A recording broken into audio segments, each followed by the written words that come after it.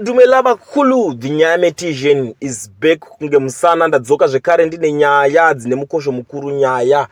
dzakakosha right panapa ndiri kusangana nenyaya ndazi ya vakomana vacho vatotanga mabootlickers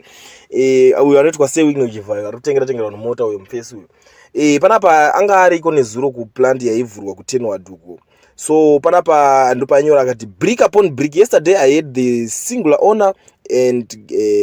greatness pleasure in personality witnessing His Excellency President Mnangagwa's vision of achieving food security and self-sufficient for all being realized when he officially commissioned Champions Food Milling Plant in Tenward, Harare.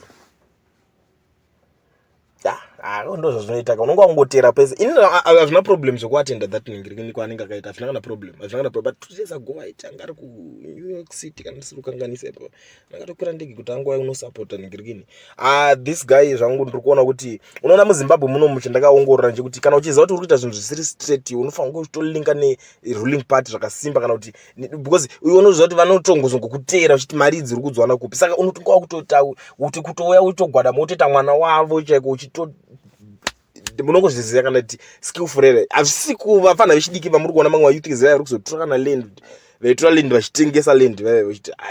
ZANU-PF totengesa land chinji aitanga ahodha land yacho kana kuti anga akatakura 9 months dzekuzvara land kuti azotengesera vanhu zvakasiyana neizvozvo iri manje itimu rimwe rairi kuti neichirwa mabig deals matenders machinchi zvimwe zvacho vanenge zvisiri kuzobudirira munongoziziva tichataure nyaya tisataure mazita akanyanya zvekunana gwanda project chinji aiwa ikakasanyanya kutaura mazita so vanonyaziva kuti panapa tikatoshanda tisiri kunyatsonzwanana nevakuru kana kuti tikangorarama normal life yedu tisingaatendi zvinhu zvavo zvanenge vachiita